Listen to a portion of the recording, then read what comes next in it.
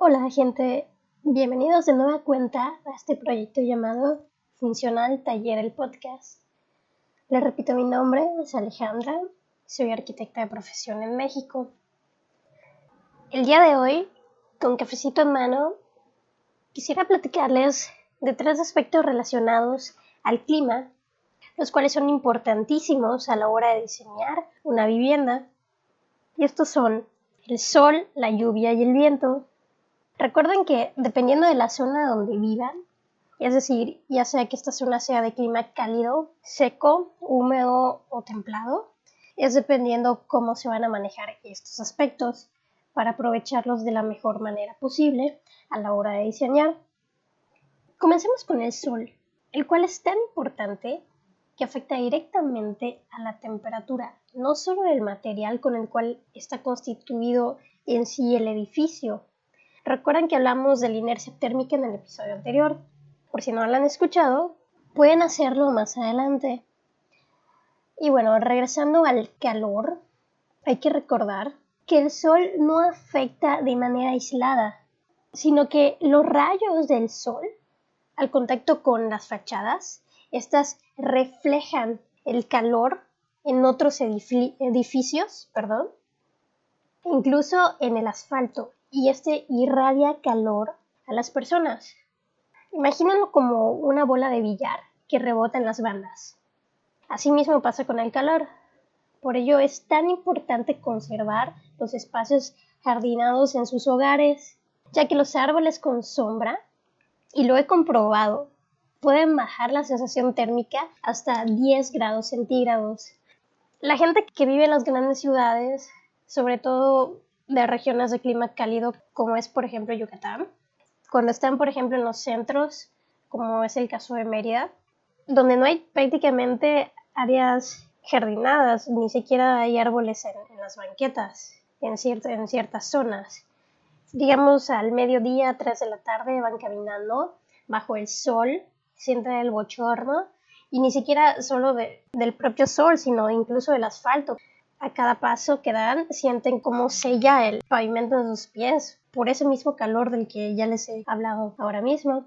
En fin, por eso les reitero, acabar con las pocas áreas verdes que de por sí ya en la cultura de los fraccionamientos se vive, de verdad no lo hagan porque están acabando con el pequeño pulmoncito de la casa. Si lo saben manejar, les sirve como un pequeño aire a condición natural, yo así suelo llamarlos. Otra opción factible en estas zonas, hablando de clima cálido, sobre todo en estos días, los cuales se viven situaciones de demasiada humedad, demasiado calor y bochorno, tienen que recordar un principio básico, el cual es que el aire caliente siempre va a tender a irse hacia arriba.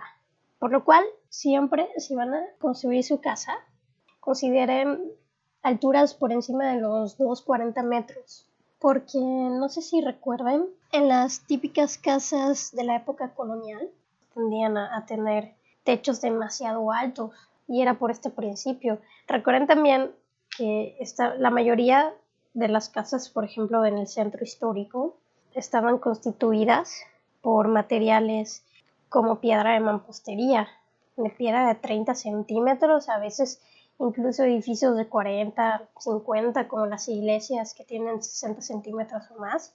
Son edificios muy, muy altos. Hablando de la capacidad calorífica de estos materiales que tienden a liberar el calor en las noches o a ciertas horas, es impresionante el bochorno que pueden llegar a liberar. Y aún así, en espacios donde los techos son muy muy altos, se percibe, imagínense en techos no tan altos, y esto bájenlo a la escala de una casa con una altura menor a 2,40 metros, incluso que se construya de mampostería o de block de 2,20 metros. Son cosas que uno tiene que aprender a analizar. No sé cuántas personas hayan decidido hacer el experimento que les comenté la vez pasada. Los invito a dar cuenta que si no lo han hecho, que lo hagan y se den cuenta de las diferencias térmicas que pueden encontrar a ciertas horas y dependiendo del material. Bueno, pasando al tema de la ventilación. Como ya les he platicado, la orientación siempre es importante, es vital. Y en el caso de los climas cálidos, uno siempre tiene que estar consciente de dónde provienen los vientos dominantes para aprovecharlos y ubicar, ¿qué creen? Por las ventanas. Las ventanas de tal forma que éstas puedan ser atravesadas por el aire fresco. ¿Ok? Eso es nuestro objetivo principal. Porque este aire fresco es el encargado de generar ese movimiento de temperatura, el cual nos va a llevar a refrescar la vivienda.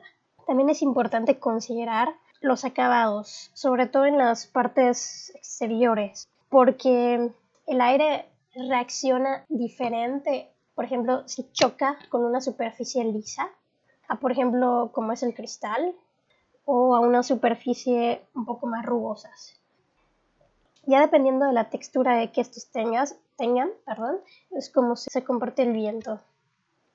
Y por último, pero no menos importante, la lluvia.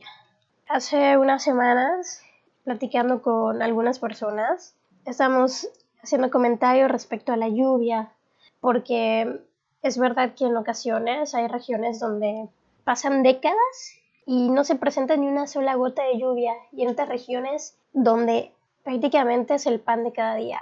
Y la lluvia es tan importante que en algún momento lo dije, la lluvia está constituida por el disolvente universal, que es el agua. Y haciendo referencia a esto, ¿por qué no va a ser importante a la hora de diseñar nuestra vivienda? Pues sí, es muy importante. Tan importante que por causa de la lluvia, la morfología de muchísimos, si no es que la mayor parte de los sistemas constructivos en el mundo se rigen por este elemento vital que es el agua.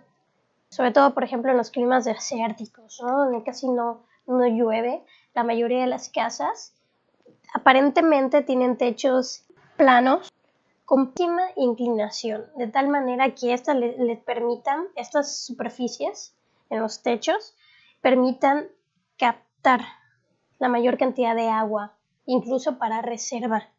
Y por ejemplo, en otras regiones, estoy hablando en sistemas tradicionales, obviamente, vivienda vernácula, dependiendo de la región. Por ejemplo, en climas lluviosos, húmedos, la mayor parte de las viviendas tienden a tener techos de dos aguas, o como los conocen algunas personas, techos inclinados, con los aleros ligeramente alargados para que el agua no penetre directamente, sino que sirvan de protección, y a la vez, por la cantidad de agua que estos reciban, pues esta no se almacene y no se estanque y no se cree humedad. Incluso, por ejemplo, en climas fríos, se toma una media entre los dos principios anteriores, porque en los climas fríos existe la nieve en ciertas temporadas del año, y si la gente es observadora se puede dar cuenta que en la mayoría de los edificios, por ejemplo habitacionales, en lugares donde neva, tienden a tener en la cima ciertas pendientes para que la nieve no se estanque, o en las casas, por ejemplo, los suburbios de Estados Unidos, tienden a tener tejas o techos inclinados, a diferencia de como lo sería en un techo plano, porque si no, imagínense, cada nevada hay que estar desalojando. Incluso es un proceso que se hace de limpieza constante cuando neva, eso es de ley, porque la nieve, al igual que el agua, en cantidades muy muy grandes genera un peso, puede incluso destruir techos. En fin, es un breve collage de cómo funcionan los sistemas en diferentes regiones, pero lo más importante de este podcast, de este tema, es que quiero que entiendan cómo es tan importante, cómo ha sido históricamente tan importante considerar estos factores, los factores ambientales, los factores de orientación, de soleamiento, de ventilación, de lluvia, que engloban lo que es el aspecto del territorio en sí, a tal punto que han condicionado la manera en que las viviendas se construyen, o incluso, como ya dije, los mismos sistemas constructivos, ¿ok? Son resultado, uno, de lo que tenemos a la mano, ¿ok? Como ya dije en el podcast anterior, o sea, dependiendo de las regiones, hay construcciones que se hacen, por ejemplo, de tabiques, cocidos, o de adobe, incluso los bloques huecos que también tienen su razón de ser, o los muros de mampostería de piedra. O sea, todos esos son resultados del entorno en sí, de lo que nos da el entorno, cómo se usa para ser aprovechado de la mejor manera, pero siempre considerando la orientación, la lluvia, el sol, el viento, todas esas características para que ese refugio, el que le llamamos vivienda o hogar, no solamente sea un lugar donde nos escondemos y ya de adversidades, sino que también nos genere actualmente un espacio confortable. Sin más, espero que hayan disfrutado de este episodio, que hayan aprendido un poquito más de por qué es importante el entorno a la hora de diseñar y construir. Y bueno, espero que tengan un excelente día, tarde o noche, dependiendo de la hora en que me escuchen. Hasta la próxima.